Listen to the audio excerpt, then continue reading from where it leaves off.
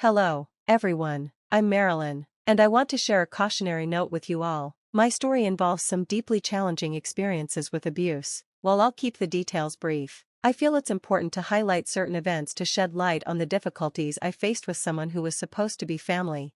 Marrying my now ex-husband, Henry, is something I deeply regret. At first, Henry seemed like a wonderful person, and his family appeared equally admirable. His mother, Kayla, was involved in charity work, and his father, Bruce, was a successful businessman who made sure his family never lacked for anything. They seemed like the perfect family, and I was thrilled to join them. But after marrying Henry, things took a darker turn, primarily due to Kayla's behavior toward me. Her treatment started with small, petty actions, like hiding my glasses, phone, and purse, leaving me distressed as I searched for them while she watched, amused. As time went on, the acts grew more malicious. She would ask me to handle scalding hot pots, deliberately causing me pain. One instance stands out. She added fish sauce to a dish knowing I was allergic, causing a severe reaction that made me miss an important event. She would demand hours of cooking from me only to throw the food away afterward, denying any involvement or claiming these actions were accidental. The cruelty escalated further when, at a family gathering, she intentionally caused me to slip, trying to embarrass me in front of everyone. After enduring this for months, I finally confronted Kayla and asked for my husband's support. I demanded to know why she was targeting me, expressing how utterly exhausted I was by her behavior. Her response was pure denial and deflection. She accused me of being overly dramatic, insinuating that my complaints stemmed from jealousy, an accusation that was both baseless and deeply hurtful. Despite Kayla's outward image as a charitable, respected community member, her actions behind closed doors painted a very different picture, one that was difficult to reconcile with the image others had of her. What was even more shocking was the indifference Henry showed toward the abuse I was enduring from his mother. It became clear that Kayla was manipulative, expertly hiding her malicious actions behind a facade of innocence. And despite knowing exactly what was going on, like her dangerous tampering with my food and the deliberate misplacement of my belongings, Henry shockingly sided with her. When I confronted him, urging him to acknowledge his mother's abuse, he dismissed it outright. "You're being ridiculous, Marilyn. My mom would never do that. It's all in your head," he said. His response left me stunned. He echoed Kayla's claims that my worries were simply a result of jealousy and paranoia, completely ignoring the evidence of her malice. His denial of the truth was bewildering, especially from someone who had once shown me love and care. It felt as if I had been struck by lightning, blindsided by his complete disregard for my well-being. That's when Kayla intervened, threatening to kick me out of their home and telling me I was unworthy of their family. She even suggested that Henry could leave with me, hinting at the potential loss of his inheritance if he took my side.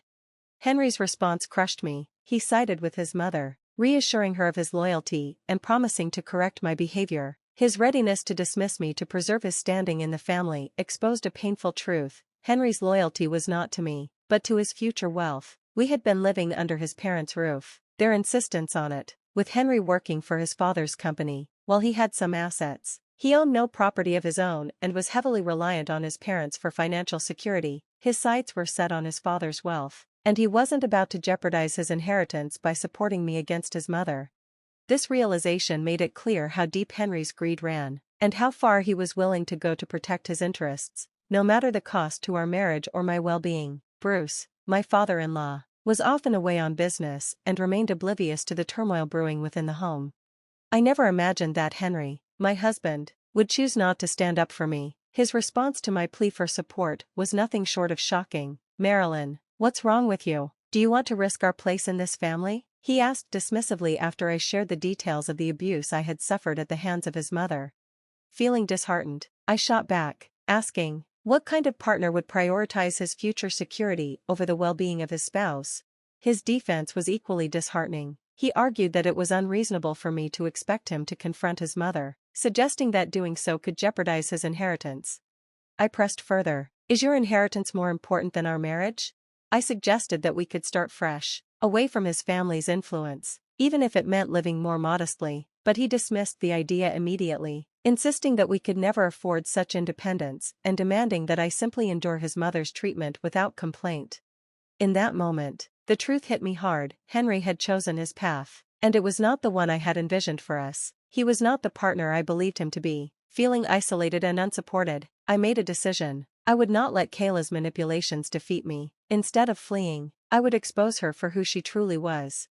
My plan was daring, yet straightforward. I discreetly gathered footage from the house's security cameras, documenting Kayla's abusive actions. I carefully compiled the evidence into a video, setting it aside for the right moment, Kayla's upcoming birthday party, which would be attended by family and guests, including Bruce, her husband.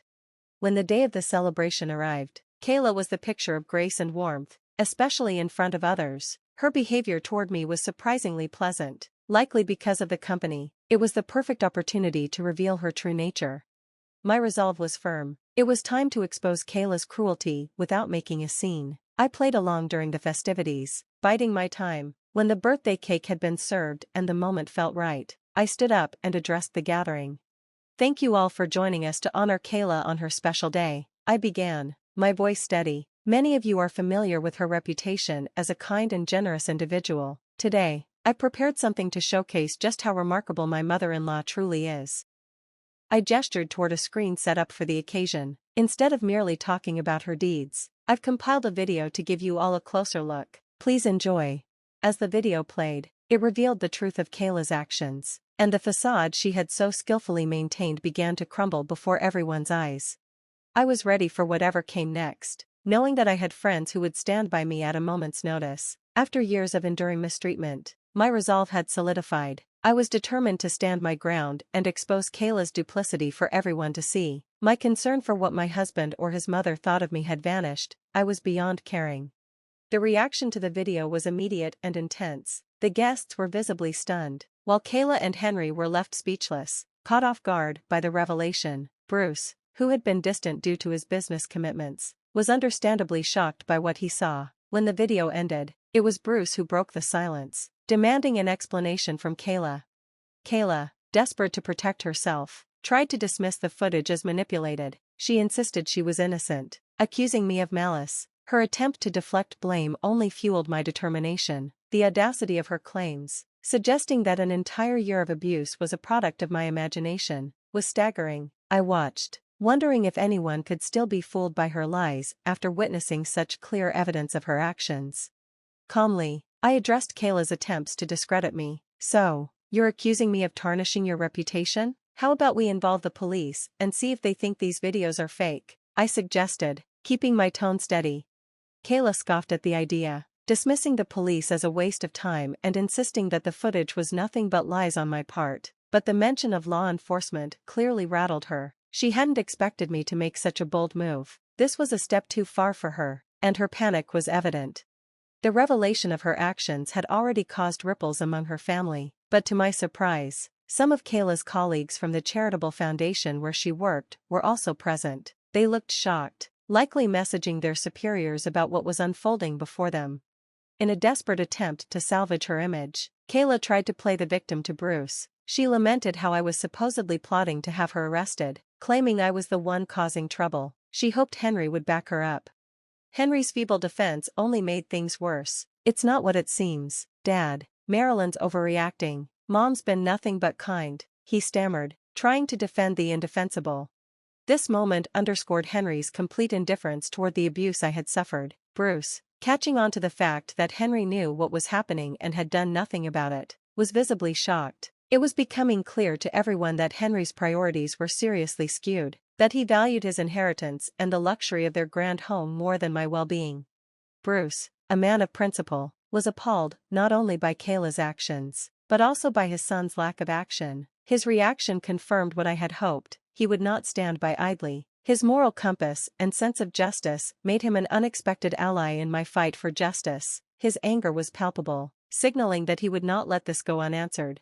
This was a turning point. The true nature of those around me was laid bare, and the stage was set for what would come next. When I shared with Bruce that Henry had dismissed my reports of abuse, claiming it was all in my head, his face said everything. It was a pivotal moment when Bruce realized just how unfairly Kayla had been portrayed. His shock was evident. He couldn't believe I hadn't approached him sooner, but I explained my need to gather undeniable evidence of Kayla's cruelty, fearing that without it, my word would be doubted. Bruce's support came swiftly and sincerely. He apologized for his son's failure to protect me and expressed regret over not intervening sooner. He even gave me his blessing to involve the police. a stance that caught both Kayla and Henry off guard. They had always believed their family's unity would shield them from any external scrutiny. Kayla's desperate plea to Bruce, attempting to paint herself as the victim of an unfair accusation, fell on deaf ears. Bruce's patience had worn thin. He condemned both Kayla and Henry's actions, declaring his intention to divorce Kayla and disown Henry. The stunned silence in the room spoke volumes. Kayla and Henry, who had long manipulated situations for their own benefit, found themselves on the receiving end of a firm, unwavering decision. Bruce's declaration of independence from them was met with approval from the guests, signaling a clear break from the past. To my surprise, Kayla's colleagues, who had witnessed the truth, now stood by me, offering their support. Kayla was left to face the consequences of her actions and the wrath of an irate husband. Her and Henry's final attempts to sway Bruce were futile. Bruce, fueled by undeniable evidence of their wrongdoings, remained resolute. He denounced Henry's greed and cowardice, affirming that I deserved far better than I had received. In a dramatic turn, Bruce prioritized integrity over familial ties, proposing to sever all legal and financial connections with Henry and Kayla. Despite their protests and disbelief, Bruce stood his ground. His stance marked a significant departure from the past, signaling a new chapter of accountability and justice, and paving the way for healing. Even as Kayla and Henry desperately sought forgiveness, Bruce's resolve remained unshaken. The revelation of the extent of Kayla's cruelty was a deal-breaker for him. The shock of discovering how monstrous his wife could be was too much for him to bear. Kayla's reaction to his decision was as if she had been struck by lightning. Henry, teary-eyed, pleaded for forgiveness, ignoring the true victim of their actions, me. The unfolding drama exposed the true priorities of Kayla and Henry. Wealth and social standing far outweighed any sense of basic human decency. Henry's distress over losing his inheritance, rather than the torment inflicted upon his wife, spoke volumes about his character. Kayla, too, resorted to tears, but not in an apology to me. She wept in an attempt to sway Bruce from making his drastic decision, pleading for forgiveness as though the betrayal could be brushed aside as a mere mistake. Their apologies, once directed at me, now rang hollow under Bruce's pointed scrutiny. I couldn't help but recoil from their belated apologies, recognizing them for what they truly were, self-serving attempts to regain control. I made it clear that I would not accept their shallow regrets. Their remorse wasn't born out of genuine contrition, but from the consequences they now faced. With their actions exposed for all to see, they had failed to acknowledge me as a person worthy of respect and kindness until it threatened their comfortable lives. Their pleas for reconciliation, invoking family and forgiveness, were nothing more than empty words. I had grown too much to fall for their deceit again. Their attempts to make amends were too little, too late. I stood firm in my resolve to break free from their toxic influence, knowing I deserved far better than the treatment they had subjected me to. As Kayla and Henry pleaded for forgiveness, calling for a return to our so-called perfect family, I couldn't help but laugh. The irony was striking. In what universe does a perfect family include abuse and neglect of one of its own? Their apologies, self-serving and hollow, felt more like bad jokes. Empowered by the truth of their actions, I faced them with a dismissive smile. You think I'd ever see you as family after everything? You're mistaken. You're just parasites, scared for your future. Well, here's the truth. I don't forgive you. You're nothing to me. And Henry, don't bother with the husband card. I'm divorcing you. That's non-negotiable. Henry's pitiful attempts to justify his actions, claiming it was all in the name of protecting our future, fell on deaf ears. His excuses only underscored his greed and complicity in his mother's cruelty. Bruce, equally disgusted by Henry's behavior, reaffirmed his decision to disown him, declaring that Henry's inheritance was forfeit, regardless of any attempts at reconciliation on my part. Standing my ground, I announced my intention to divorce Henry and claim what was rightfully mine in the settlement, ensuring he was held accountable for his role in this mess. Their continued apologies became mere background noise as I focused on my own resolve. The moment I left, with my friends by my side and Henry halted by Bruce's stern warning, was liberating. I couldn't afford Kayla a final glance. It was time to move on from the toxicity that had trapped me for so long. This departure wasn't just an escape. It was a declaration of my newfound strength and autonomy, a closing chapter on a painful segment of my life, and the beginning of a journey toward healing and self-respect. Eager to erase the memory of Kayla's cruelty, I chose not to involve the police. With Bruce initiating the divorce and disowning Henry, legal battles seemed unnecessary. They were already facing the consequences of their actions. Bruce had evicted them, and without a prenuptial agreement in Kayla's favor, she had no claim to his wealth. Kayla's misconduct was exposed by her colleagues at the charity foundation, leading to her dismissal. Henry lost his position in his father's company and any hope of a significant inheritance, leaving them to consider me, of all people, as their fallback. Given my stable job and finances, Kayla's audacity to seek help from me under the guise of familial bonds was swiftly met with a firm denial and the threat of legal action should they attempt to contact me again. In time, I settled into a new home, navigating the early stages of independence as the divorce proceedings unfolded. Henry, lacking a prenuptial agreement and faced with the undeniable evidence of his and his mother's misdeeds, conceded to the division of his assets with little resistance. Once our divorce was finalized, I invested in a modest apartment, a tangible symbol of my fresh start.